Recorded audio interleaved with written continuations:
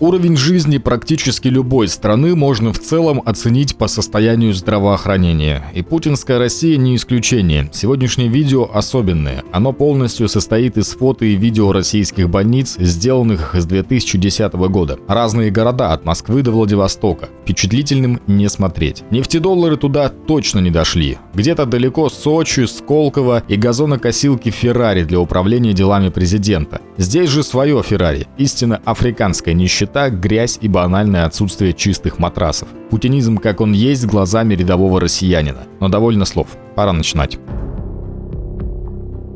Санкт-Петербург. Детская инфекционная больница на улице Матросова, дом 5, 2012 год. Детская инфекционная больница на улице Матросова работает при Петербургском педиатрическом университете. В нем учат русских врачей-педиатров.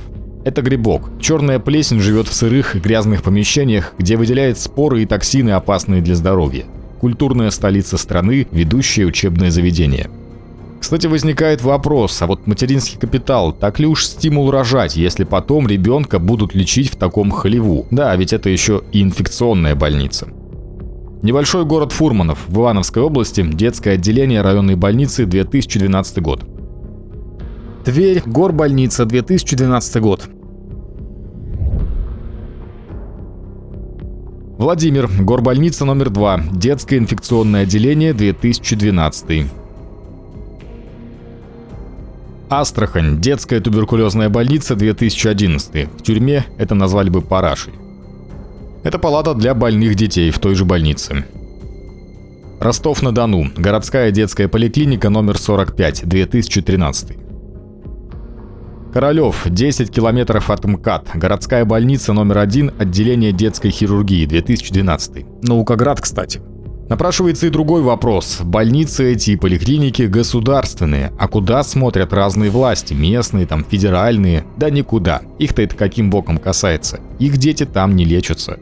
Пермь, городская больница номер 13, 2012. Там же. Это матрас, на котором предлагается спать ребенку. Город Шахты, Ростовская область. Городская детская больница, инфекционное отделение, 2012. Рядом ведро для воды, так как бачок не работает. Чебоксары, городская детская больница номер 2, инфекционное отделение, 2011 год. В детских больницах дети часто лежат вместе с мамами, вот в таком вот хлеву. Однако протестуют немногие. Во-первых, на что-то другое денег нет, а ребенка лечить надо. Во-вторых, для многих помойка привычна. Они ее не замечают. Туалет на работе или подъезд дома, где они живут, не факт, что выглядит лучше. Архангельск, областная клиническая больница, детское инфекционное отделение, 2010 год. МИАС, Челябинская область, детское отделение городской больницы номер 4, 2011 год. Старые матрасы, все в испражнениях. Кстати, в МИАСе раньше делали межконтинентальные ракеты для подлодок, довольно крутые, не булаву. Отрадно, что дети в городе ракетчиков лечатся тоже в условиях, соответствующих самым высоким стандартам экваториальной Африки. Барнаул, горбольница номер 11, детское инфекционное отделение, 2012 год.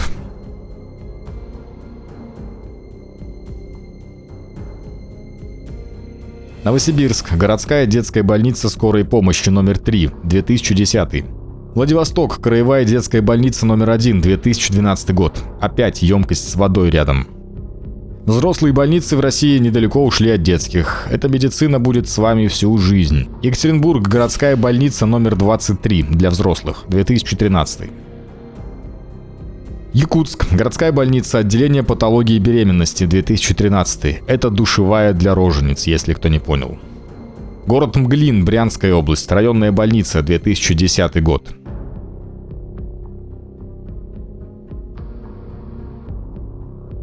Москва, онкологический диспансер номер 1, 2011. На стенках в пакетиках развешаны сидушки для унитаза. Садальский сделал это фото, когда навещал актрису Римму Маркову. Тула, областная психиатрическая больница имени Каменева, 2012.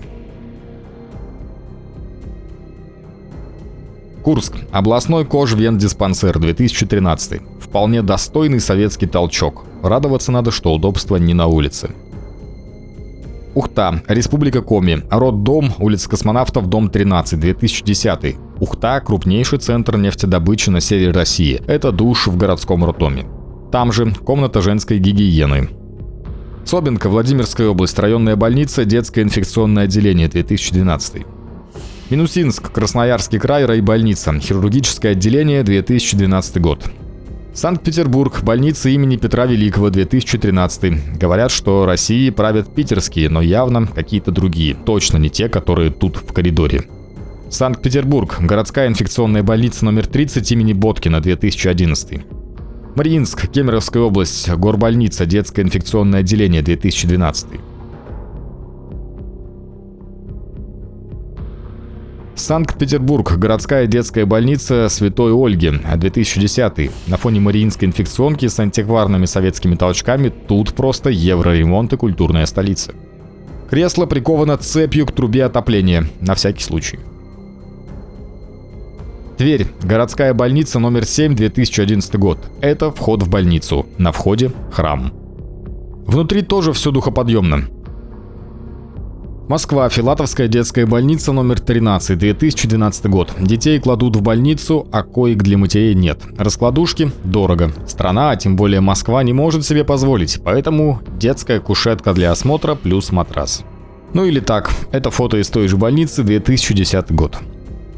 Биробиджан, Еврейская автономная область, областная больница, терапевтическое отделение, 2013. Душ. Там же ведра на полу, так как с потолка капает. Думаю, что такую больницу в еврейской автономии Гитлер бы тоже одобрил. Волжский, Волгоградская область, городская детская больница, 2012. Кстати, насчет Гитлера я серьезно. Если ставить своей целью сократить население на определенной территории, то медицинская помощь должна выглядеть именно так. Поселок Бояркино, Московской области, участковая больница, 2012. Сельская местность в 150 километрах от Москвы. Среди пациентов много стариков. Руанда, сельская больница Кибунга в округе Нгома, 100 километров от границы с Танзанией. Вот даже не знаю, где сельская медицина круче, в 100 километрах от Танзании или в 150 километрах от МКАД. Еще Московская область, Подольск, горбольница, инфекционное отделение, 2012. Из жизни ДСО, детского специализированного отделения Подольской горбольницы. 1 ноября 2012 в 5:00 поступили с ребенком в ДСО с высокой температурой. Нас благополучно оформили в приемном отделении и отправили дальше в педиатрическое отделение на 1-м этаже. Как оказалось, мест там нет. И нас с ребенком посадили в ванной комнате, где уже стояла детская кровать с маленьким малышом. В 9:00 нас осмотрела врач и поставила диагноз ОРВИ. И мы просидели до 13:00 все в той же ванной комнате, так как неизвестно, когда освободится место в палате. Температура у ребенка была все это время 38. И хочу отметить, что в ванной комнате был еще ребенок с детского дома, которого не кормили и не поили с 6:00 до 12:30. Гитлер бы точно одобрил работу Подольской больницы. Глядишь, кого-нибудь пригласили бы на стажировку за рубеж к доктору Менгли в Освенцим. Город изобильный, Ставропольский край, горбольница, инфекционное отделение, 2013. Тихорецк, Краснодарский край, райбольница, инфекционное отделение, 2012 год. Достойна номинации «Дрестушка года». Нанотехнологии. Говорят, что в эту щель в полу проваливается нога ребенка целиком. Путину стоит отправиться в эту инфекционку на очередной укол ботокса, и можно сфоткаться с голым торсом и щукой на фоне нанотолчка. Ковров, Владимирская область, роддом. Объявление, снятое одной из пациенток 2012 года. Там же, вот как они думают, роженицы будут ходить в этот туалет? Сразу вдвоем? Унитаз справа, дизайнерский явно. Владивосток, горбольница номер 2, так называемая тысячекоечная, 2012. Там же палата, на занавеске денег нет, видимо. Южная Эфиопия, долина Ома, сельский госпиталь, 2012. Тут на занавеске уже накопили. Снова Владивосток, коридор в горбольнице номер 2. Кстати, больница освещена и окроплена, все как положено. Эти больницы называют бесплатной медициной, но она не бесплатная. По российским законам с каждого рубля зарплаты государство берет особый налог, взнос на медстрахование, примерно 5%. То есть люди, чьи истории тут описаны, они за все это еще и платят из своей зарплаты. Поселок Хасан, Приморский край, райбольница, инфекционное отделение, 2012. Там же. Эти места у озера Хасан регулярно используются для патриотической пропаганды. Вспоминают победу над японцами в 1938 году. Проводятся мероприятия, на это выделяются средства. А вот про больницу, похоже, никто не вспоминает. А в Кремле героям Хасана вручали высшие награды страны. 26 новых героев Советского Союза. Японским самураям не удалось нарушить мирный труд и мирную жизнь Дальнего Востока. По-прежнему качали нефть вышки Северного Сахалина. Она была остро необходима молодому краю. Золото. Здесь оно повсюду. И в Преамурье, и на отрогах Сихоте-Алиня, а больше всего на Колыме. Белорец, Башкирия, горбольница, первое хирургическое отделение, 2013. Как им удалось привести ободок в такое состояние? Он что, металлический? Думаю, этот унитаз надо демонтировать и отослать в Москву путинскому министру Голиковой по прозвищу мадам Арбидол. Пускай мадам министр здравоохранения из 2013-го председатель счетной палаты поставит его у себя в квартире в мегадорогом комплексе «Остров фантазий» в Крылатском. Оригинально, со вкусом и на память о пребывании на посту. Нижний Новгород, 8-я детская инфекционная больница, 2011. Умывальник в английском стиле, без смесителя. Хорошая скамейка, осталось приковать к ближайшей батарее. Выкса, Нижегородская область, городская инфекционная больница, 2011. С другой стороны, самое главное, чтоб клопов не было. Ну и, наконец, апофеоз. Краснодар, городская психиатрическая больница, 2010-го. Туалет для больных на улице. Внутри там нечто такое, что автор даже замазал. Это, видимо, чтоб не стошнило. При этом для персонала отдельный туалет, чистый, в доме и всегда заперт на ключ. Долгопрудный, 5 километров от МКАД, инфекционное отделение детской горбольницы, ноябрь 2013 года. Новочеркасск, Ростовская область, городская детская больница, 2013-го. Тут уже палата на 6 детей, то есть потенциально до 12 человек с мамашами. Паркет. Санпросвет. Таракашка, в принципе, они безобидные, неприятно просто, когда в кровать залезают. Ксюша Калиниченко, ей был 1 год. 15 марта 2013 поступила в эту самую Новочеркасскую детскую больницу с диагнозом ОРВИ. Положили в реанимацию. Увидев состояние больницы в своем родном городе, родственники ребенка созвонились с Ростовом, с областной детской больницей. Те были готовы принять ребенка, даже выслать реанимобиль. Там всего 50 километров. Нужно было согласие главврача. Главврач отказал. Ничего страшного, сами справимся. На следующее утро в 5:20 ребенок умер. Еще Ростовская область, город Шахты, инфекционное отделение детской больницы, 2012 год. Там же. Московская область, госрезиденция Барвиха, она же замок Мейндорф, реконструирован в 2003-2004 году по заказу администрации президента РФ за $100 миллионов. Иногда здесь проводятся встречи президента РФ с его гостями. Всего у президента РФ 20 резиденций по стране, из них 9 построены во времена Путина. Скажем, у президента США 2 резиденции. Рязань, роддом номер 1, душевая, 2013. Кимры, Тверская область, центральная районная больница, 2013. Там же парадный вход. Село Новая Слобода Лукояновского уезда Нижегородской губернии. Сельская тифозная больница, 1890-91 годы. Вот мне одному кажется, что райбольница в Кимрах 2013-го выглядит даже похуже, чем тифозная больница в Лукояновском уезде в 1891. Санкт-Петербург, роддом имени Отто, он же научно-исследовательский институт акушерства и гинекологии имени Отто Российской академии медицинских наук, 2014. Не судите строго эту помойку, ибо на унитазе есть ободок, что само по себе большое достижение для российской медицины.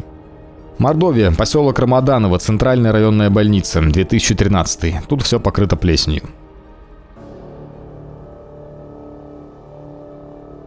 Дворец Путина в Просковейке под Геленджиком. Питерский бизнесмен Сергей Колесников утверждал в 2011-м, что дворец построен на откаты, которые он платил Путину с поставок медоборудования в больнице России. С 2001-го фирма Колесникова откатывала Путину на его счета в Панаме 35% с каждой закупки для больниц. Всего набежало $500 миллионов, на которые Вова 35% построил себе домик у моря.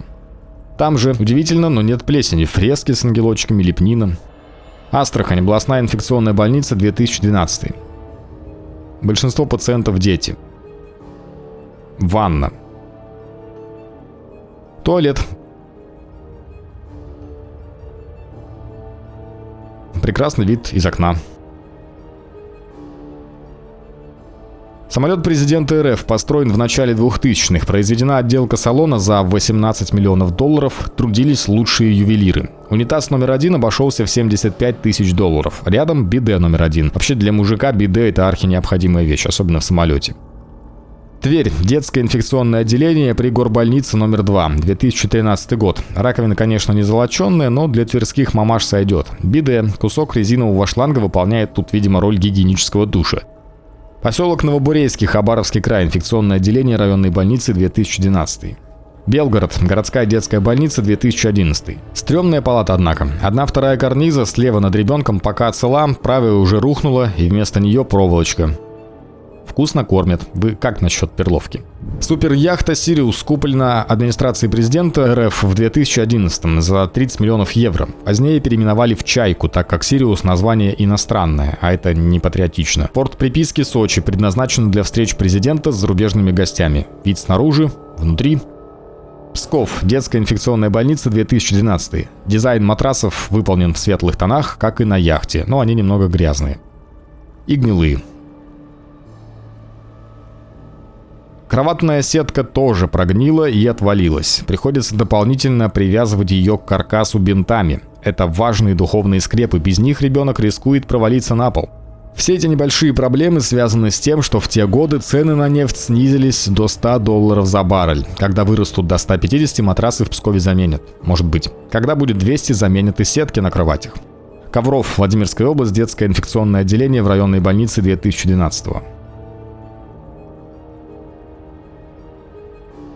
Якутск. Городская детская больница. Инфекционное отделение 2013. Обратите внимание на кровать слева. Постелены доски, так как пружина пришла в негодность. На Якутию приходится примерно 25% мировой добычи алмазов. Это немного, потому что вместо пружин приходится подкладывать доски. Если удастся довести добычу хотя бы до 50% мировой, в якутской больнице можно будет заменить кровати и купить ободок для унитаза. Детский госпиталь Джо Ди Маджио, США, штат Флорида. Наши дни. Провинциальная американская дрестушка, как в Якутске или в Твери. Обслуживает страховую медицину. Ничего особенного, стандартная палата. Пост медсестер на 3-м этаже. Рентгеновский кабинет. Владивосток. Краевая детская больница номер 1. Отделение для новорожденных, 2012. Душевая для молодых мам. Из воспоминаний пациентки об отделении для новорожденных в краевой детской больнице номер 1 города Владивостока. В отделении палат 6. В каждой палате 6-8 детей. Часто в палате один ребенок из отказников, за которым тоже они же и смотрят. Палату проветривать нельзя. Так как детей нельзя выносить в коридор, мамы целый день на стульях, на них же и кормят. Или вокруг кроваток. Вечером в раковине стираются пеленки. Уходят спать только на сон. В общую палату, где кроватей 40-50, верхняя одежда и все нужное в сумке под кроватью. Моют эту палату сами же. Раковины тут нет. Туалет, столовая на 1-м этаже. Идти минут 5-7. Ночью по коридору бегают крысы. Помыться в ночное время, тоже в бомжовских условиях. Интересное объявление от администрации этой же больницы. Просят справлять нужду в унитаз, а не рядом. В общем-то, если в таком туалете еще и справлять нужду мимо унитаза, это уже разжигание стабильности и экстремизм. Тамбов, роддом номер 3. Съемка 2012. Палата. Душ. Туалет. Это мокрицы, они там ползают от сырости. Но не надо бояться, они не кусаются. Далее Электросталь, Московская область, 2011. Это отделение патологии беременности в местном роддоме. Если надо лечь на сохранение до родов, только сюда. Комната для женской гигиены, биде, водичка, все дела. Ухта, Республика Коми. Роддом на проспекте Космонавтов, дом 13, 2010. Ваша койка и матрасик. Душ. Кстати, в Ухте нефть добывают в больших количествах. Усть-Лабинск, Краснодарский край. Роддом на улице Пролетарской, дом 1, 2012. Палата. Душ. Казань. Роддом номер 3 имени Груздева, 2013. Столица универсиады приглашает вас. Располагайтесь тут. А лучше тут. Тверь. Роддом номер 1, 2011. Ваша коечка. Душ. и туалет. В добрый путь, друзья, и счастливого вам материнского капитала. Ульяновск, Центральная городская клиническая больница, инфекционное отделение, 2012. Обратите внимание на фото слева. Большие черные пятна на потолке. Это грибок Aspergillus niger в фазе плодоношения. Черная плесень, в общем. Плесень – один из древнейших видов грибов на территории нашей страны. Испускает в воздух споры и токсины в огромном количестве, чем вызывает аллергию, астму, головные боли и прочее. Рекомендуется к выращиванию в больницах, особенно инфекционных. Сыктывкар, Республика Коми, городская больница Эжвинского района, 2013. Прикроватная тумбочка больного. Тараканы везде, включая стакан с киселем. А рядом зарядка для айфона, кстати. За тумбочкой больного. На кровати больного. То, что вы видите, это Блотелла германика или рыжий таракан-прусак. Блотелла германика – один из древнейших видов насекомых на территории нашей страны. Всеяден, разносит желудочно-кишечные заболевания, гастроэнтерит, дизентерию, диарею и тому подобное. Рекомендуется к разведению в больницах, особенно детских. Красноярск, горбольница номер 20, детское соматическое отделение, декабрь 2013, палата для Блотелла германика. А вот и они. Это самка. Сзади у нее капсула по-научному оотека, в которой 30-40 яиц. В детском соматическом отделении есть все условия для выживания этих младенцев. Там же крупный план. Самка таракана носит капсулу несколько недель, пока из нее не вылупятся нимфы. Это тараканы-подростки. Они будут жить в детском соматическом отделении горбольницы еще примерно 60 дней, пока не станут полувозрелыми особями. Хабаровск, горбольница номер 10, гинекологическое отделение, 2013. Нанотехнологии, нацпроект здоровья, Путин, 2014 год у власти. Крышки и ободка у наноунитаза нет, но это потому, что нефть сейчас всего $100 за баррель. Когда будет 200, докупят. Там же душевая, на потолке можно видеть Aspergillus niger. Этот род высших плесневых грибов, который мы ранее видели в больнице города Ульяновска, также есть и в Хабаровске. Он предназначен для создания особо комфортных условий для женщин, пациенток гинекологического отделения. Снова та же горбольница номер 10 в Хабаровске, гинекологическое отделение. Согласно опросам общественного мнения, все тараканы и высшие плесневые грибы горбольницы номер 10 единодушно поддерживают стабильность и переизбрание Путина до 2032 года. Тамбов, роддом номер 3, 2012. Это душевая для рожениц. Сразу от кафеля и выше черная плесень. Там же Тамбовский роддом номер 3, на белье мокрицы. Одно из самых удивительных членистоногих на территории нашей страны. Живет на суше, но дышит жабрами, которые надо регулярно увлажнять. Неоплодотворенные самки имеют на брюшной стороне пятого грудного сегмента пару отверстий, ведущих в семяприемник. При совокуплении мокриц в апреле или мае приемники наполняются, лопаются и семя поступает в яйцеводы. В России это происходит в роддомах под наблюдением опытных врачей. Самара, горбольница номер 3, 2013. Уже во дворе больницы у пищеблока вы можете видеть симпатичных зверьков, которые крысят тут свою долю от медицинского бюджета России. У них в пищеблоке своя ячейка партии жуликов и воров. Крысы там не только снаружи, но и внутри. Фотограф, который поджидал их у входа в больничную столовую, сумел снять прекрасный кадр выхода крысы на прогулку по больнице. Рыбинск, горбольница номер 2, инфекционное отделение, 2013. Старый советский толчок, ржавые трубы, обшарпанные стены, на потолке в углу какое-то темное пятно. Это черная плесень, грибок, испускающий в воздух споры и токсины, вызывает аллергию, бронхит, астму, рак, и тому подобное. Поселок Кормиловка, Омская область, 2013, Центральная районная больница, инфекционное отделение. Это плесень на окне в палате.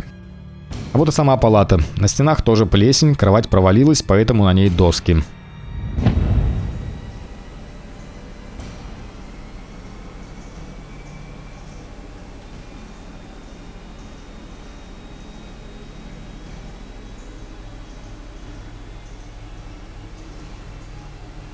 Туалеты будем снимать? За туалеты можно не снимать. И раковину. Надо, чтобы он да.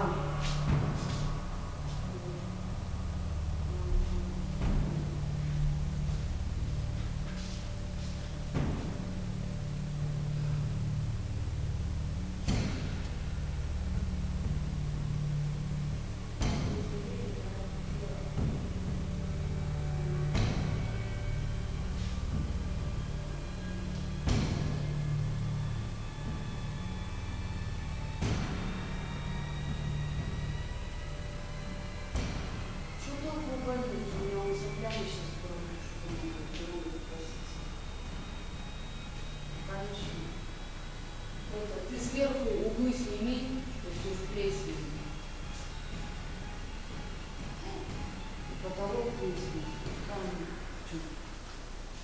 там они будут писать вот такое. А тут лежать буржуйка, а там еще мужу его, ну семьи едим. Ну не едим больнично, вот меня, а не лежать. Вот эти прокатик бывают.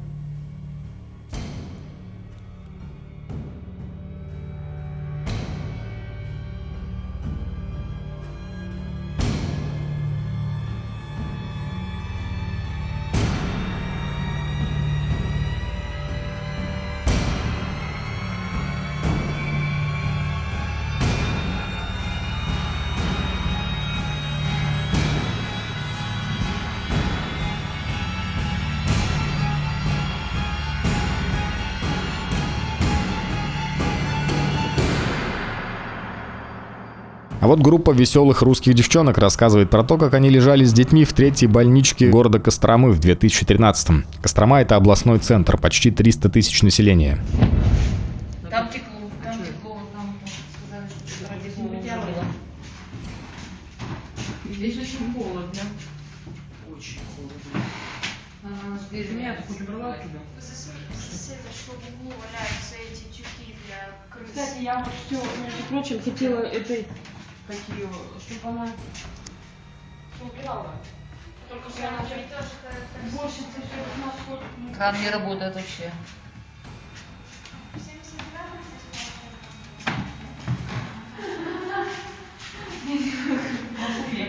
Насмешила. Да, что да? Тут самая мощная тоже.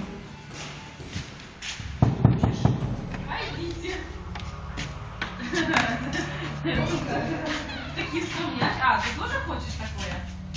Давай, давай. Можешь еще это моя? Галя, давай я тебе, девочки, скажу пару слов. Девочки, помашите ручкой. Холодной воды здесь нет, один дать Кипяток! Можешь снять мои эти блошиные укусы. Жесть. Вот у меня. Вот здесь еще сними, Галь.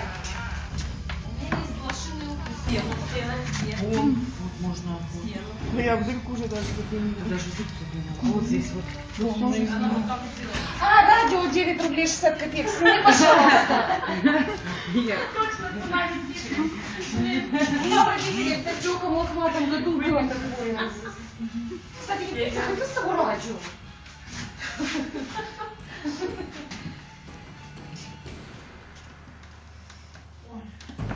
Ну как покусали. Да. А твои ляжки тоже Ну что? Вот это и вот это блохи.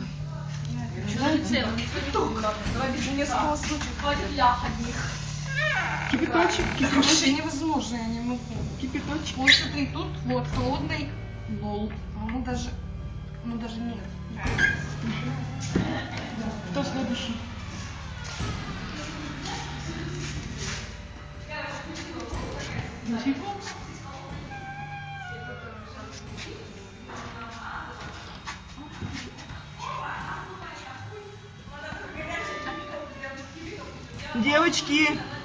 Девочки, ручкой помашите в дырочку. Они не слышат, наверное.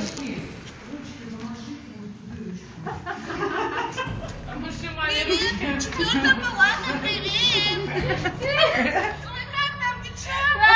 Здорово!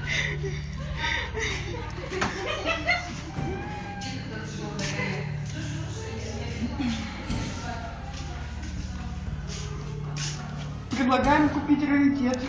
Не хотите? Это тут не нравится. Можно вот это вот все. Так что Белье-то не надо. да белье я не снимаю, ладно. Ой. Глядишь, пол потолка на голову свалится, пока белье ты гладишь. Ужас. Работал, убился. Да уж. Там уже спят, что ли?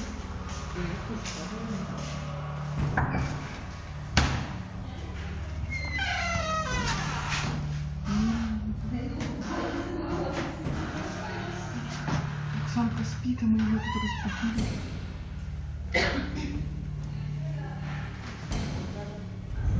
Краснокаменск, Забайкальский край, краевая больница номер 4, хирургическое отделение, 2013. Это палата в хирургии, где лежат люди после операции. На окне в палате адское количество мух, как на помойке.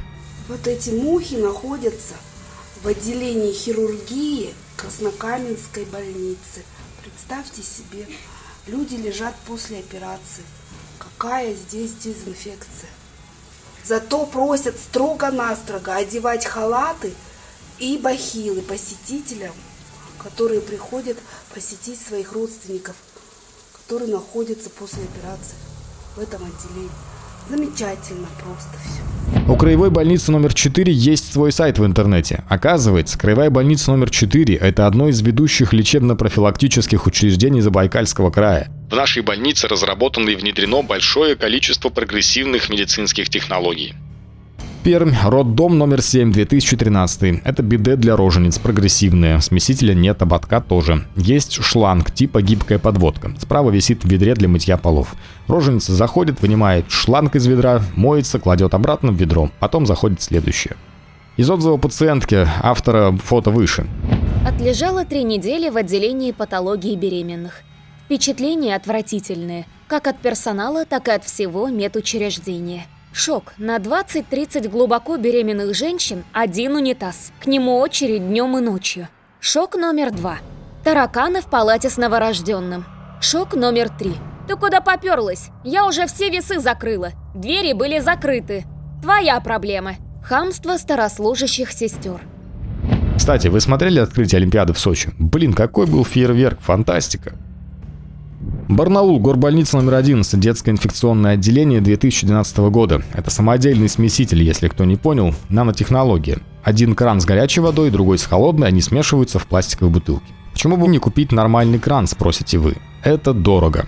Барнаул, горбольница номер 3, отделение гинекологии, 2012. Это другая больница в том же городе Барнауле. Она еще лучше предыдущей. Санузел. Крышки на унитазе нет, кнопки слива тоже нет, аппарат работает в режиме наукоемких инноваций. Будущей маме предлагают самой поковыряться в бачке и найти клапан для спуска воды. Где, как не в гинекологии, русская женщина может изучить устройство унитаза? Это было отделение гинекологии горбольницы номер 3 Барнаула, а вот отзыв пациентки, которая лежала в той же больнице в терапевтическом отделении 2014 года.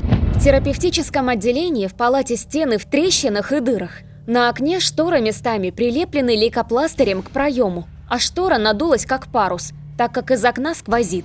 Те, кто лежит на кроватях у окна, простывают на следующий день, остальные на 3-й. В туалете на полу моча, потому что унитаз протекает. Везде тараканы, которых уже давно горожане не видели. Отношение персонала к пациентам как к хламу, особенно к старикам. Возникает вопрос, почему в горбольнице номер 3 Барнаула пациенты – это хлам среди мочи и тараканов? Почему не ремонтируют туалеты, окна, не травят насекомых? Город Грозный, дворец Кадырова, золотой унитаз. А вот это недорого. Нерюнгри, Якутия, душ в роддоме, 2013. Тында, Амурская область, больница РЖД, детское инфекционное отделение, 2012. Из унитаза торчит некий крючок. Опс, нанотехнологии, поднял, опустил, вода пошла. Акулинина, Московская область, вилла бывшего президента РЖД и товарища Путина по кооперативу озера Владимира Якунина. Площадь 3000 квадратных метров, на участке 7 гектар. С бассейном 50 метров, гаражом для Майбаха и шубохранилищем. Нет ли взаимосвязи между виллой Якунина и больницей в Тынде? Думаю, нет. Дети и внуки Якунина, близкого соратника нашего президента, живут в Швейцарии и Англии. Они в таких дрестушках не лечатся. Выкса, Нижегородская область, стройбольница, детское отделение, 2013. Тамбов, областная офтальмологическая больница, 2013. Тут лечат людей, у которых проблемы со зрением. Это туалет в больнице. Ободок для унитаза на гвоздике. Талисман типа. Я бы повесил его над входом в Министерство здравоохранения РФ. Москва, 2012. Квартира чиновника средней руки времен развитого путинизма, некой Евгении Николаевны Васильевой. Центр Золотая миля на Остоженке. Примерная стоимость $10 миллионов. Недорого. Это суперяхта «Олимпия» чиновника не средней руки, некого ВВ Путина. Одна из самых роскошных яхт в мире. Все каюты отделаны золотом и красным деревом. Мебель на яхте эксклюзивная. Протравленный белый ясень и клен редкой породы птичий глаз. Но все очень недорого. Яхта ее владельцу так и вообще не стоила ничего. Это подарок от Абрамовича.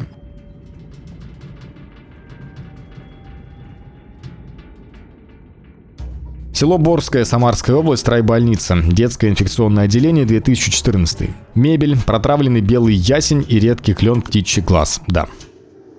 Воронеж, роддом номер 4, душевая для рожениц. Биде. Унитаз в обычной неплатной палате. Унитаз в VIP-палате роддома. Это не шутка.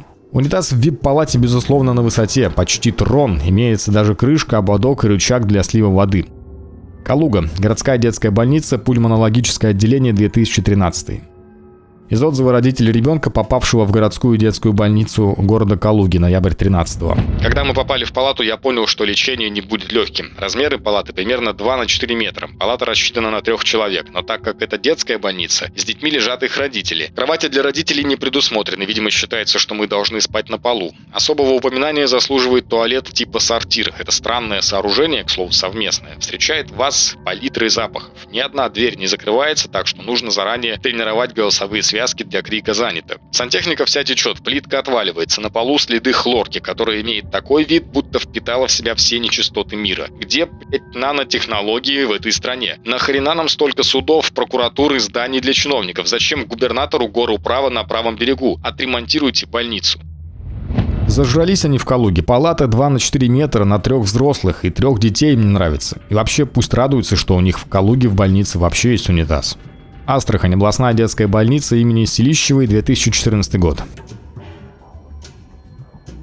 Санкт-Петербург, Александровская больница, 2013. Махачкала, роддом номер 2, 2014. Унитаза в роддоме Махачкалы нет, зато тараканы в избытке.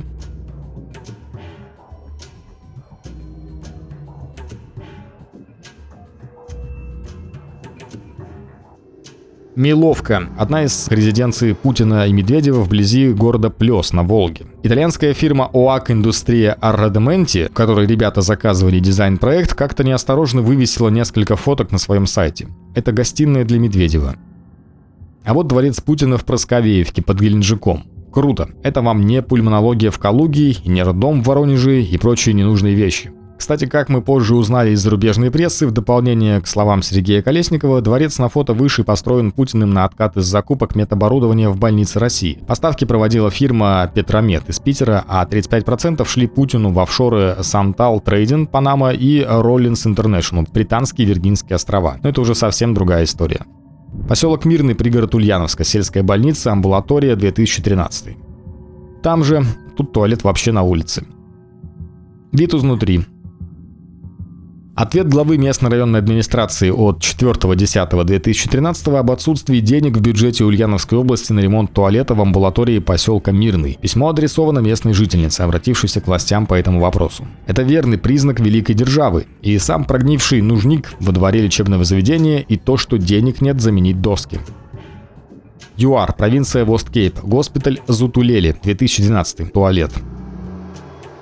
Наверняка вы обратили внимание, что фото из этой достаточно масштабной подборки сделаны в докризисные или простым языком докрымские времена. Давайте посмотрим, что стало с больницами, когда страна столкнулась с кризисом 2014 года, нефть стала дешеветь, рубль падать, а экономика стремительно погружаться на дно.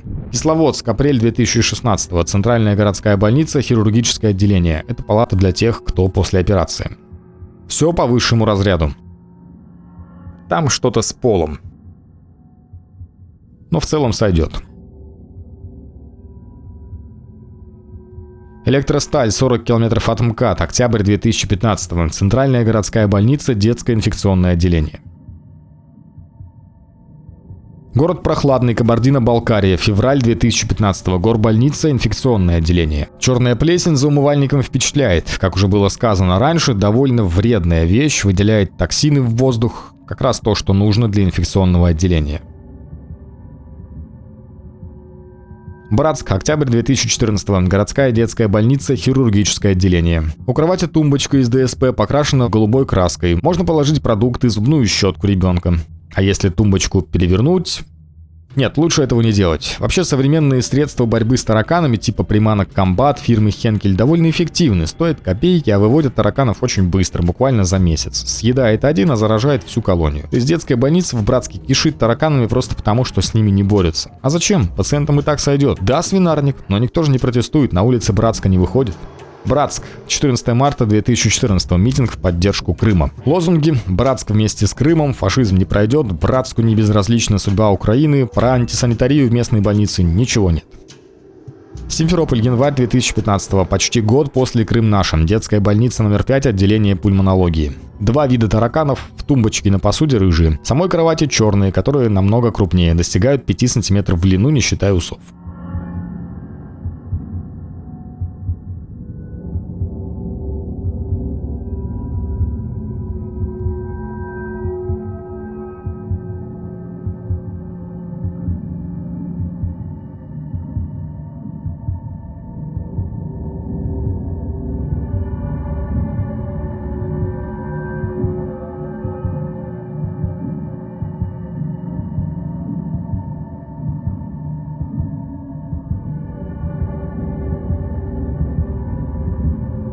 Фашизм не прошел, тараканы живы в ассортименте. Я понимаю, что это выглядит немного странно. Люди, которые не в состоянии бороться за свои права у себя дома, хотя бы победить тараканов в детских больницах, рвутся кого-то спасать за 1000 километров. Очень волнуются по темам мировой политики, Америки, Украины. Живя в дерьме в Братске, рвутся обустраивать Крым, Пальмиру. Странно, да. Но в России это культивируется специально. Борьба с реальными проблемами, особенно за гражданские права, за чистоту в больницах, за экологию, индексацию пенсий, честные выборы – это совсем не то, что нужно путинской диктатуре. Отсюда и отвлекающая пропаганда. Какая грязная посуда на кухне, когда ИГИЛ в Алеппо? Санкт-Петербург, июль 2016. Городская больница имени Боткина. Там же октябрь 2015. Обратите внимание на оригинальную конструкцию унитаза. Бачка нет, вместо него кран с длинной лейкой. Таким образом унитаз совмещается с раковиной. Очень удобно. Там же январь 2016. Это платная палата в Боткинской инфекционке. Есть тут такие, по 800 тысяч рублей в сутки. Это вам не бесплатная медицина. У унитаза есть бачок, правда к нему не подведена вода. Да, она не нужна. Расстояние между ванной и унитазом рассчитано таким образом, чтобы можно было одним шлангом и душ принять и заполнить бачок. Надо помыться, вынул из унитаза шланг, помылся. Надо сходить в туалет, засунул обратно. Очень удобно. Кстати, как сообщают региональные СМИ, главный врач инфекционной больницы имени Боткина Алексей Яковлев в 2015 году задекларировал доход в 9,197 миллионов рублей, 150 тысяч долларов, а в 2014 он заработал 7,5 миллионов рублей. Из фоток, выложенных пациентам, хотелось бы обратить внимание на состояние кроватей. Судя по фото, тут продавлено уже не только пружины, но и доски. Естественно, возникает вопрос, а как может быть, что главный врач адской дрестушки, где людей держат хуже свиней, где условия на уровне сельского госпиталя в Нигерии или Конго, и то там поприличнее, получает, тем не менее, 150 тысяч долларов в год, то есть на уровне западных стандартов. А Боткинская больница – это Россия в миниатюре. Все для блага человека. И мы даже знаем этого человека. Санкт-Петербург, март 2016. Горбольница номер 5, отделение терапии. Оптимизация. Денег нет, но вы держитесь, поэтому народ лежит в коридорах. Белая штуковина, которая справа от женщины, это судно. Судно подкладное, медицинский инвентарь, который лежачие больные могут опорожнить кишечник и мочевой пузырь, не вставая с кровати. Опорожнился и спи себе в коридоре. Екатеринбург, 2015, январь. Горбольница номер 8, детское отделение. Если все-таки родили, вам сюда. Может, чего-нибудь тут подхватите. Еще Екатеринбург, август 2014, горбольница номер 25, а это медицина для взрослых. Екатеринбург – миллионный город. Попробуйте найти миллионный город в США, где из 3 разных больниц будут такие фото, как из 2, 8 и 25 больниц Екатеринбурга. Но это так, для тех, кто верит во вставание с колен. Смоленск, октябрь 2015, областная психиатрическая больница Гедеоновская. Это главный в области психиатрический стационар. Основан в 1905 в поселке Гедеоновка, пригород Смоленска. Вход в женское геронтологическое отделение для стариков. Зайдем внутрь. Палата. Коридор. На стенах картины, ибо культура. Еще несколько фото из той же Гедеоновской больницы, октябрь 2015. Только теперь детское отделение. Душевая. Туалет.